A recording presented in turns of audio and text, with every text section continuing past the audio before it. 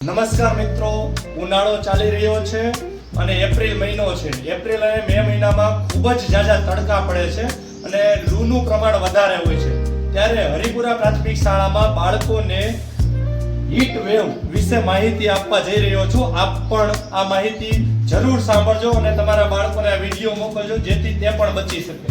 દાખલા તરીકે આપણે હીટ વેવમાં શું કાળજી લેવી જોઈએ? પહેલા તો હીટ વેવ એટલે ખ્યાલ છે? કોને કહેવાય હીટ વેવ? ખ્યાલ છે?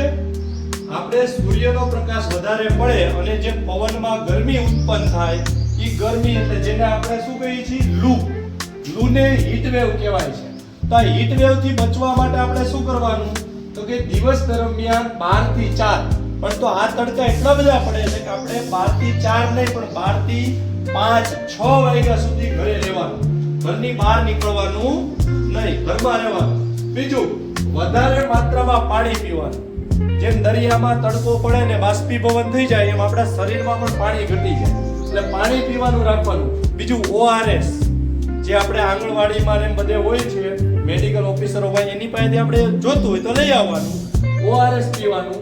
લીંબુ પાણી અને છાશ એનું પ્રમાણ વધારે રાખવાનું, કારણ કે એ આપણા શરીરમાં ઠંડક આપે અને જે આપણા શરીરનું બોડીનું તાપમાન છે એ વધારવા ન દે, એટલે આપણે છાશ અને લીંબુ પાણી વધારે પીવા. બીજું, હળવા રંગના ખુલ્લા અને સુતરાઉ કપડાં પહેરવા અને બને તો સફેદ કપડાં પહેરવા, કારણ કે કાળા કપડાં છે ને એ તાપમાનને વધારે ખેંચે અને વધુ ગરમી ઉત્પન્ન કરે, એટલે આવા કાળા કપડાં નહીં પહેરવાના. ઉનાળામાં બને ત્યાં સુધી સુતરાઉ અને સફેદ કપડાં પહેરવાના. મેં પહેર્યા એવા. બીજું, સ્ત્રીઓ તડકામાં બહાર નીકળો ત્યારે ટોપી અથવા છત્રીનો ઉપયોગ કરવો. તમને ખબર છે છત્રી છે એનું સંશોધન વરસાદ માટે નથી, તડકા માટે થયું. આ તો સમયને જાતા બધા એનો ઉપયોગ ચોમાસામાં કરવા માંડ્યા, બાકી છત્રીનો ઉપયોગ તડકામાં ઉનાળામાં થયો છે. એનું સંશોધન જ ઉનાળા માટે થયું છે. એટલે તડકાથી બચવા માટે જો છત્રીનો ઉપયોગ કરવો.